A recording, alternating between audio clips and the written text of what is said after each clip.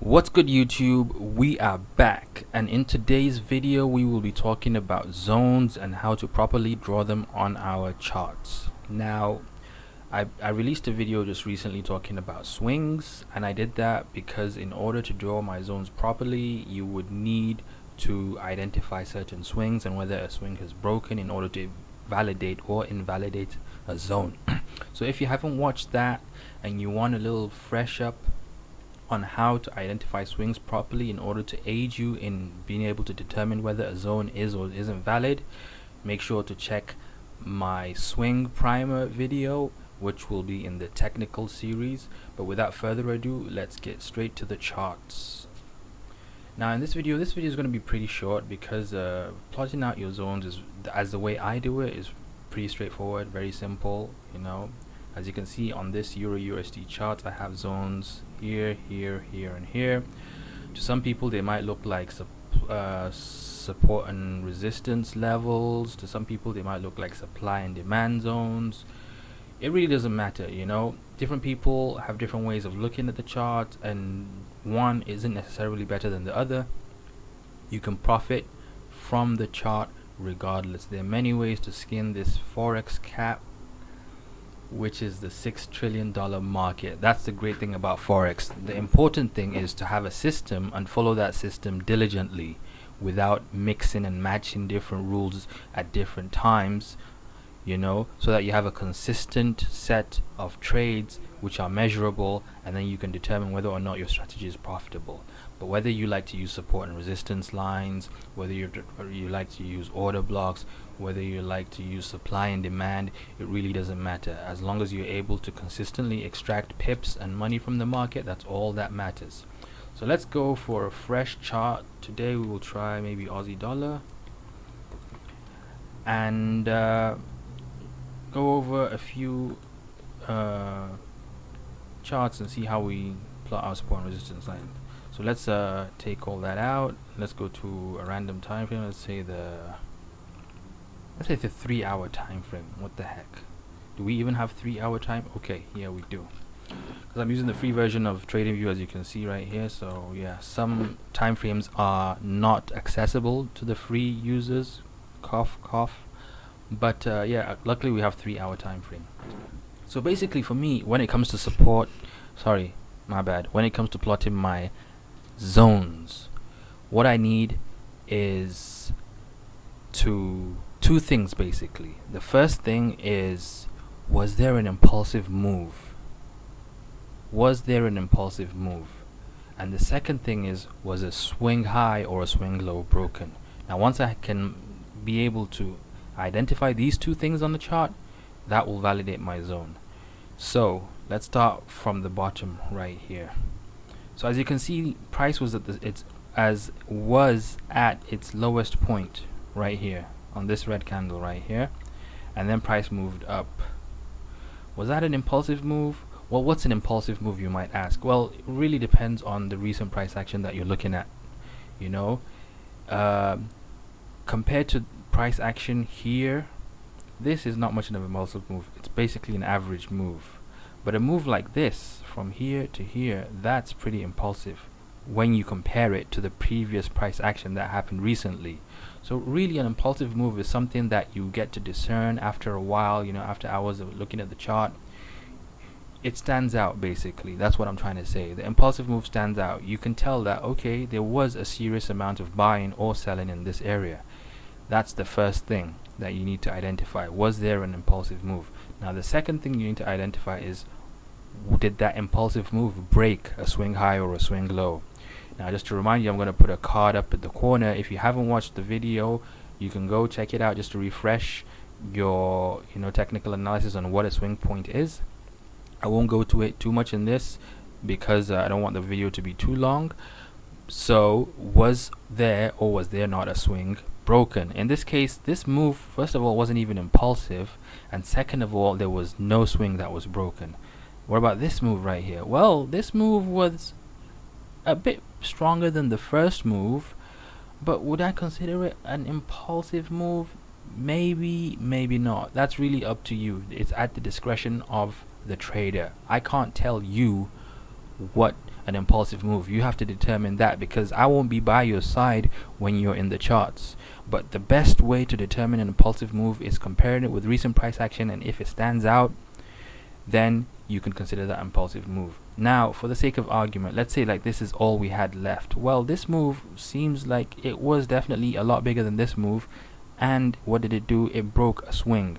So somebody, me, maybe not me, might consider this to be valid. So once you have those two things, so let's assume we agree this is an impulsive move and it did break this swing high. So we've got our two things, check. Impulsive move, check. Did it break a swing high or a swing low? Yes, in this case it broke a swing high, so that's check. So how do we draw our zones? Now what we do is, okay, we go to the beginning of that impulsive move and get the lowest point, the candle with the lowest point. It doesn't matter if it's a bearish candle or it's a bullish candle.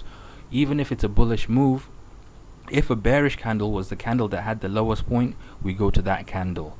And in reverse, if it was a bearish impulsive move, it doesn't matter whether the candle that started the move or the highest point was a bearish candle or a bullish candle. All we care about is the candle that started the move, where the move originated from, the candle at the extreme edge. So you go find what candle that is. In this case, it's obviously this blue candle right here, doji candle.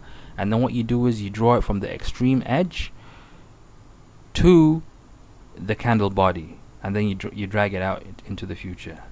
That is how we draw our zones, nice and simple. So in this case, you see that is how I would draw my zone. So if I validated this impulsive move as a zone, I would just drag it up into the future. You can use the box. I use this because it's easier for me to just drag. Or what you could do is you could just use support and resistance lines. You could place one at the bottom and place one at the candle body, or you could use horizontal rays. It's up to you. But for me, I find using the box a lot easier and a lot cleaner, and that way it doesn't clutter up my charts, because when you use the horizontal level or the ray, the lines extend forever, and sometimes I don't need the zone to be all up in my business when I'm over here. So that is how we draw a bullish zone in this case. And as you can see, what I would wait for is price to come back to the zone and then look for an entry signal and then take the trade. Now in this lesson we won't be talking about entries, we will not be talking about signals. For that you're gonna have to stay tuned, because I'll be releasing a few more videos later in the series that will explain to you exactly how I'll use methods in order to enter. So since we have a bullish zone here, let's try and look for a bearish potential zone and see if we are, let's see, okay, like right here, this is good.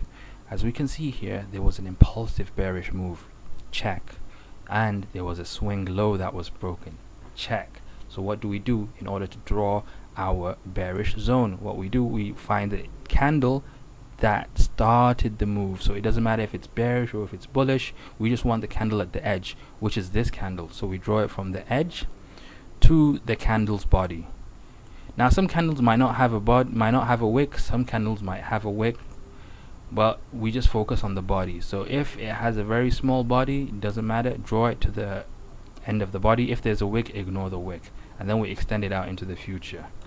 So prior to this move happening, this would have been drawn out, because this was a very impulsive move, as you can see, and it broke this swing low. So that validates our zone.